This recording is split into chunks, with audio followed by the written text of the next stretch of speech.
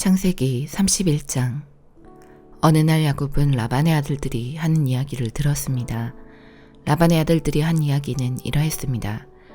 야곱은 우리 아버지의 것을 다 빼앗아갔다. 그래서 야곱은 우리 아버지의 것으로 부자가 되었다. 야곱이 보니 라반이 자기를 대하는 태도가 그전처럼 다정하지 않았습니다. 여호와께서 야곱에게 말씀하셨습니다.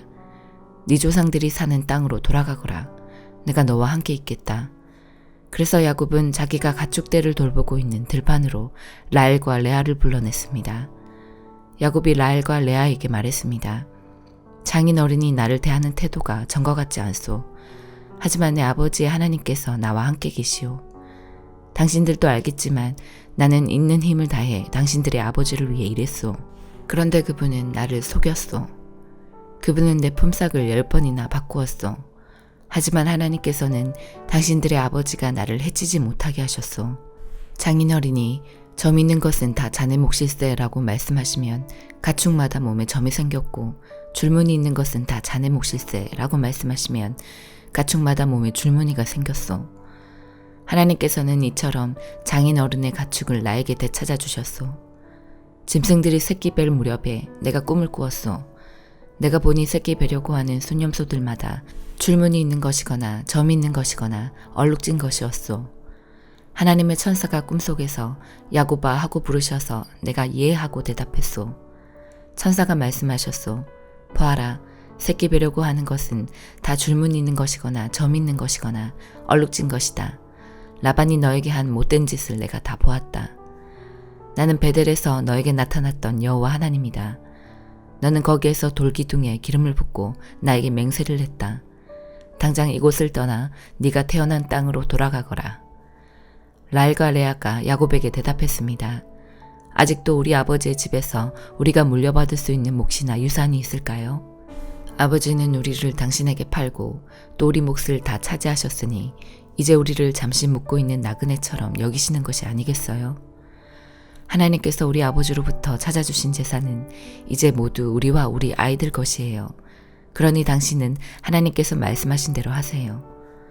야곱은 자기 아이들과 아내들을 낙타에 태웠습니다. 그런 다음에 야곱은 바단 아람에서 살면서 모은 모든 가축대와 재산을 가지고 가나안 땅에 사는 자기 아버지 이삭을 향해 떠났습니다. 그때 라반은 양떼의 털을 깎으러 나가 있었습니다. 그 틈을 타서 라헬이 라반의 드라빔을 훔쳤습니다. 야곱은 떠날 생각을 하고 있으면서도 아람 사람 라반에게 알리지 않고 그를 속였습니다. 그러다가 자기가 가진 모든 것을 가지고 도망쳤습니다. 야곱은 먼저 유프라테스 강을 건넌 다음에 길르앗의 산악 지방 쪽으로 갔습니다. 3일 만에 라반은 야곱이 도망쳤다는 이야기를 들었습니다. 그래서 라반은 친척들을 불러 모은 다음 야곱을 뒤쫓아갔습니다. 라반은 7일 만에 길르앗의 산악지방에서 야곱을 따라잡았습니다. 그날 밤 하나님께서 아람 사람 라반의 꿈에 나타나셔서 말씀하셨습니다. 조심하여라. 좋은 말이든 나쁜 말이든 야곱에게 아무 말도 하지 마라. 라반이 야곱을 따라잡았을 때에 야곱은 산악지방에 장막을 쳐놓고 있었습니다. 그래서 라반과 그의 친척들도 길르앗의 산악지방에 장막을 쳤습니다. 라반이 야곱에게 말했습니다. 어찌하여 이런 일을 했나? 왜 나를 속였나? 왜 내 딸들을 마치 칼로 잡은 전장포로로 끌고 가듯 끌고 가는가?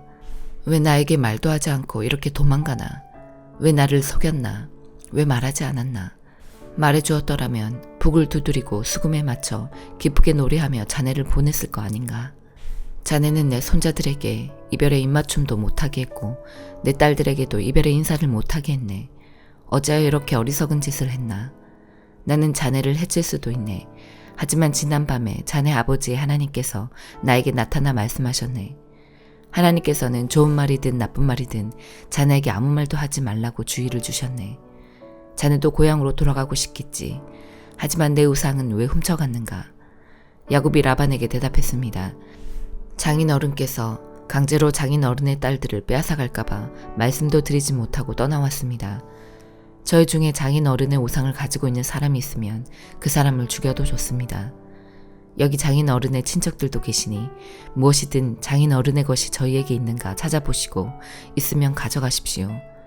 야곱은 라헬이 라반의 우상을 훔쳤다는 것을 모르고 있었습니다. 그래서 라반은 야곱의 장막과 레아의 장막을 뒤졌습니다. 그리고 두 여종의 장막도 뒤졌습니다. 그러나 우상을 찾아내지 못한 라반은 레아의 장막을 떠나 라헬의 장막으로 들어갔습니다. 그때 라헬은 우상을 낙타의 안장 밑에 숨겨놓고 그 위에 앉아 있었습니다. 라반은 장막 안을 샅샅이 뒤졌으나 우상을 발견하지 못했습니다. 라헬이 자기 아버지에게 말했습니다. 아버지, 제가 그냥 앉아있다고 해서 노여워하지 마세요. 지금 월경중이라 일어날 수가 없어서 그래요. 라반은 라헬의 장막을 뒤졌지만 우상을 찾지 못했습니다. 야곱이 화를 내면서 라반에게 말했습니다. 제가 무슨 잘못을 했습니까? 제가 무슨 죄를 졌다고 이처럼 불같이 저를 쫓아오셨습니까? 제 물건을 다 뒤지셨는데 장인 어른의 것이 있습니까? 만약 있다면 장인 어른의 친척들과 제 친척들 앞에 내놓아 보십시오. 그래서 우리 두 사람 중에서 누가 옳은지 판단할 수 있게 해주십시오. 저는 장인 어른을 위해 20년 동안 일했습니다.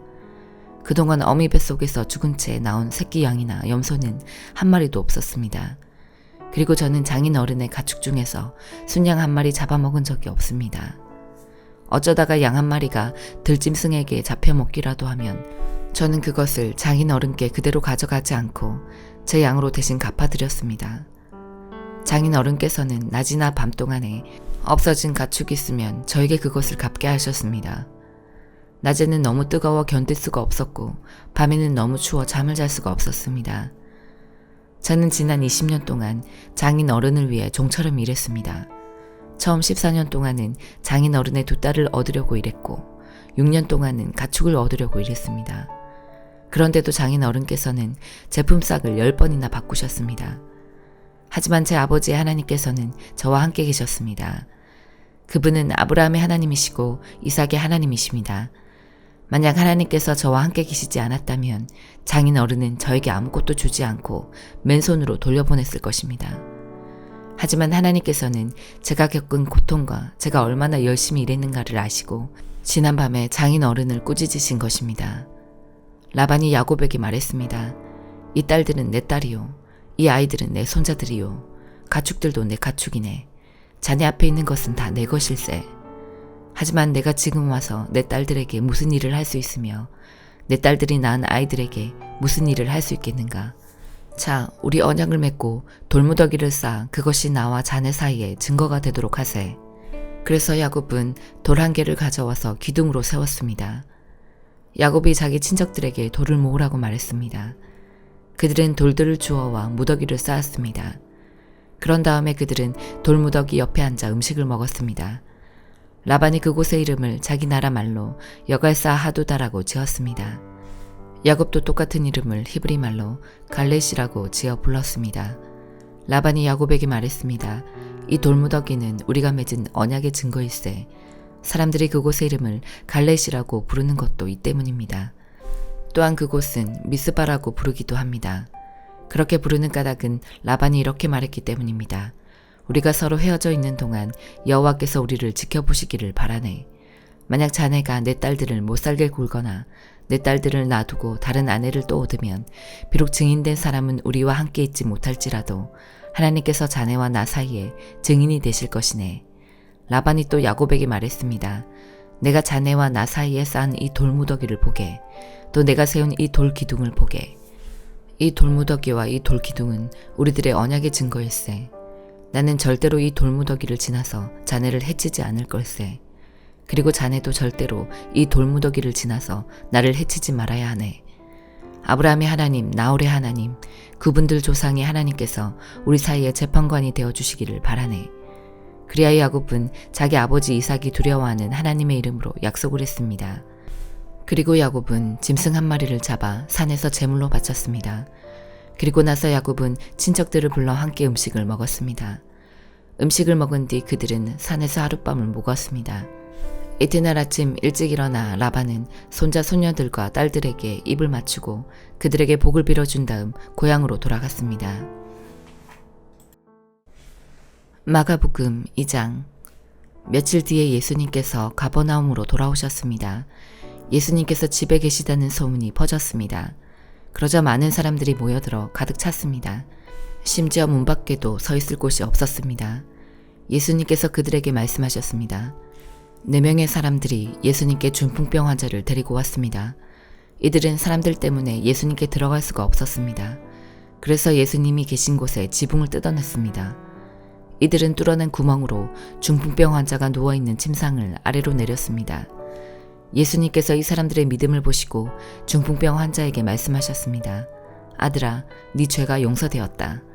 마침 거기에 율법학자 몇 명이 앉아 있었는데 마음속으로 생각했습니다. 어떻게 이 사람이 저런 말을 하는가? 하나님을 모독하고 있구나. 하나님 외에 누가 죄를 용서할 수 있다는 말인가? 예수님께서는 이 율법학자들이 속으로 생각하는 것을 곧 영으로 아셨습니다. 그래서 그들에게 말씀하셨습니다. 어째서 너희가 마음속으로 그런 생각을 하고 있느냐? 이 중풍병 환자에게 네 죄가 용서되었다라고 말하는 것과 일어나서 침상을 가지고 걸어라 하고 말하는 것 중에 어느 것이 더 쉽겠느냐? 그러나 인자가 세상에서 죄를 용서할 수 있는 권세가 있다는 것을 너희에게 보여주려고 그랬다.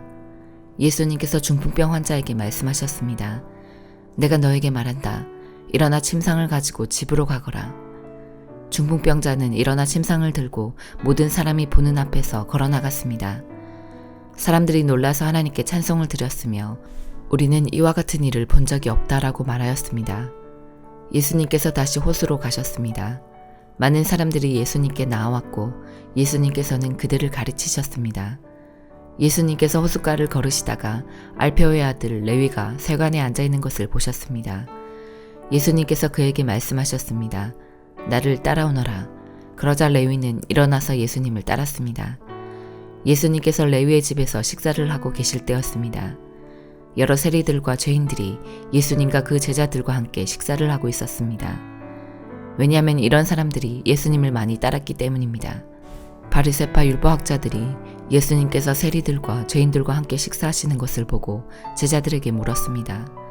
어째서 너희 선생님은 세리와 죄인들과 먹고 마시느냐? 예수님께서 이 말을 들으시고 그들에게 말씀하셨습니다. 건강한 사람에게는 의사가 필요 없고 병든 사람에게 의사가 필요한 것이다. 나는 의로운 사람을 부르러 온 것이 아니고 죄인들을 부르러 왔다. 요한의 제자들과 바리새파 사람들은 금식을 하였습니다. 사람들이 와서 말했습니다. 요한의 제자들과 바리새파 사람의 제자들은 금식을 하는데 어째서 선생님의 제자들은 금식을 하지 않습니까? 예수님께서 대답하셨습니다. 신랑의 친구들이 신랑과 함께 있을 때 금식을 하지 않는다. 그렇지 않느냐? 신랑이 자기들과 함께 있는 한 그들은 금식하지 않는다. 그러나 신랑을 빼앗길 날이 올 것이고 그날에 금식을 하게 될 것이다. 그 누구도 낡은 옷에 새 천 조각을 대고 깁지 않는다. 만일 그렇게 하면 새로 된 조각이 낡은 옷을 당겨 더욱 못 쓰게 될 것이다. 또한 그 누구도 낡은 술 부대에 새 술을 보관하지 않는다. 만일 그렇게 하면 술이 그 부대를 터뜨려 술과 함께 술 부대가 다 못 쓰게 될 것이다. 새 술은 새 부대에 넣어야 한다. 안식일에 예수님께서 밀밭 사이를 지나가실 때였습니다. 제자들이 길을 내면서 미리삭을 잘랐습니다. 바리새파 사람들이 예수님께 말했습니다. 보십시오. 어째서 선생님의 제자들은 안식일에 율법을 어깁니까? 예수님께서 대답하셨습니다.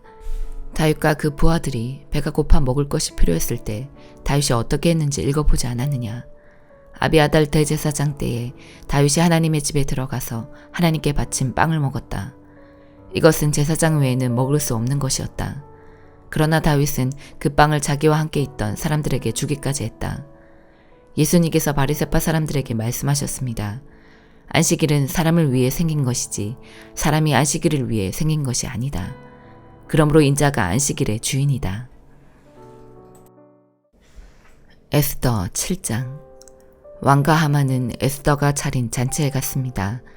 둘째 날에도 왕은 하만과 더불어 술을 마시다가 에스더에게 물었습니다.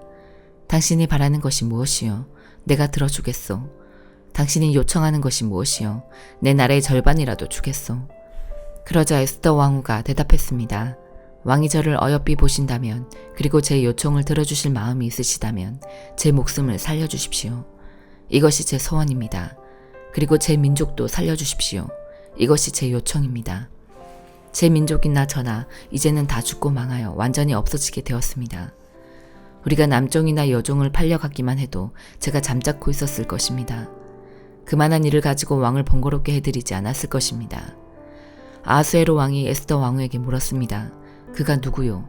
그가 어디에 있어? 누가 그런 짓을 하려 하오? 에스더가 말했습니다. 우리의 적, 우리의 원수는 바로 이 악한 하만입니다. 그 말이 끝나자 하만은 왕과 왕후 앞에서 두려움에 사로잡혔습니다. 화가 머리끝까지 난 왕은 자리에서 일어나 왕궁뜰로 나갔습니다. 하만은 왕이 이미 자기를 죽이기로 결심한 것을 알고 자리에 남아 에스더에게 목숨만 살려달라고 빌었습니다.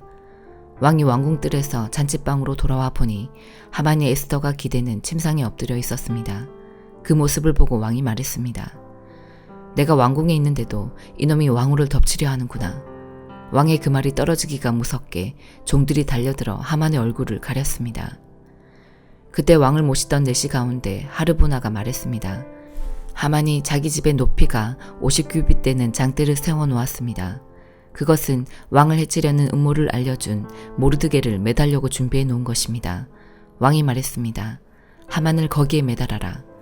그러자 사람들이 모르드게를 달려고 하만이 세워놓은 바로 그 장대에 하만을 매달았습니다. 그런 뒤에야 왕의 분노가 가라앉았습니다. 로마서 2장. 그러므로 다른 사람을 판단하는 사람도 변명할 수 없게 되었습니다. 다른 사람을 판단하는 사람은 자신도 똑같은 행동을 하고 있으므로 자기 자신을 판단하는 셈입니다. 이런 일을 행하는 사람들에게 하나님께서 의로운 심판을 내리시라는 것을 우리는 알고 있습니다. 악한 일을 행하는 사람들을 판단하면서 실은 자신도 똑같은 일을 하고 있는 사람에게 한마디 하겠습니다. 그대가 혹시라도 하나님의 심판을 피할 수 있다고 생각합니까? 그렇지 않다면 하나님의 자비로우심이 여러분을 회개로 이끄신다는 것을 깨닫지 못하고 그분의 자비로우심과 넓으신 아량과 오래 참으심의 풍성함을 멸시하는 것입니까? 어리석게도 이런 사람은 완고하고 회개하지 않음으로 말미암아 하나님의 의로우신 심판이 나타나는 날에 받을 진노를 스스로 쌓고 있습니다. 하나님께서는 각 사람이 행한 그대로 갚아주실 것입니다. 인내로서 선한 일을 행하며 영광과 존귀와 영원한 것을 구하는 사람들에게는 하나님께서 영생을 주실 것입니다.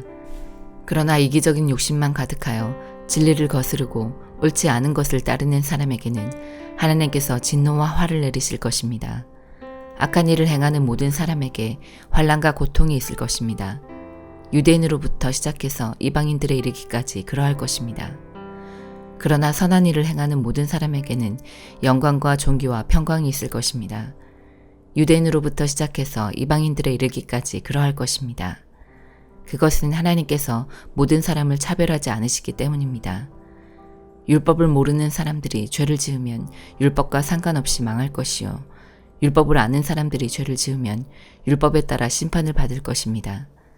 그것은 하나님 앞에서는 율법을 듣는 사람이 의로운 사람이 아니라 오직 율법을 행하는 사람이라야 의롭다고 인정받기 때문입니다. 이런 까닭에 율법을 가지고 있지 않은 이방인들이 본성에 따라서 율법이 요구하는 대로 행하였다면 그 사람은 율법을 가지고 있지 않지만 자신이 자기에게 율법이 되는 것입니다. 이런 사람들은 율법이 요구하는 것이 그들 마음속에 새겨져 있는 것을 보여주며 그들의 양심이 그것을 증언하고 그들의 생각이 그들의 잘못을 고소하기도 하며 그들 자신을 변명하기도 합니다. 이 모든 일은 내가 전파한 복음대로 하나님께서 예수 그리스도를 통해 사람들의 비밀스러운 삶들을 심판하실 때 일어날 것입니다. 자신을 유대인이라 부르는 여러분은 어떠합니까? 여러분은 모세의 율법을 의지하며 하나님과 사귄다고 자랑합니다. 여러분은 하나님의 뜻이 무엇인지도 알며 율법을 배웠기 때문에 무엇이 옳은지도 분별할 수 있습니다. 여러분은 스스로가 안 못 보는 사람의 인도자요 어둠 속에 있는 사람의 빛이라고 확신하고 있습니다. 또 율법에서 지식과 진리의 근본을 터득했다고 하면서 여러분 자신을 어리석은 사람의 교사요 어린아이의 선생이라고 생각합니다. 그러는 여러분이 다른 사람은 가르치면서 왜 여러분 자신은 가르치지 않습니까? 다른 사람에게는 도둑질하지 말라고 설교하면서 여러분 자신은 왜 도둑질을 합니까? 간음하지 말라고 말하면서 여러분은 왜 간음을 행합니까?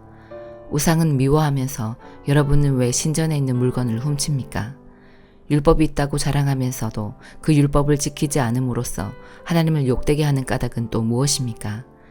너희 때문에 하나님의 이름이 이방인들 사이에서 욕을 먹고 있다고 성경에 기록된 말씀과 어쩌면 그렇게도 똑같습니까? 여러분이 율법을 지키면 여러분이 받은 할례는 가치 있는 것이 되지만 율법을 지키지 않으면 여러분은 할례를 받지 않은 사람처럼 되고 맙니다.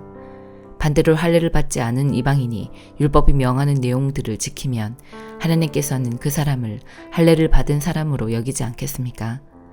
할례는 받지 않았어도 율법을 지키는 사람이 할례는 받았으나 율법을 어기는 여러분을 오히려 율법의 파괴자라고 판단할 것입니다. 그러므로 겉모습만 유대인인 사람은 진정한 의미에서 유대인이 아닙니다. 그리고 몸에만 행해진 할례는 진정한 의미에서 할례가 아닙니다. 마음으로 유대인인 사람이 진정한 의미에서 유대인입니다. 그리고 율법이 아니라 성령을 따라 마음에 받는 할례가 진정한 의미의 할례입니다. 그런 사람은 사람이 아니라 하나님께로부터 칭찬을 받습니다. 아멘.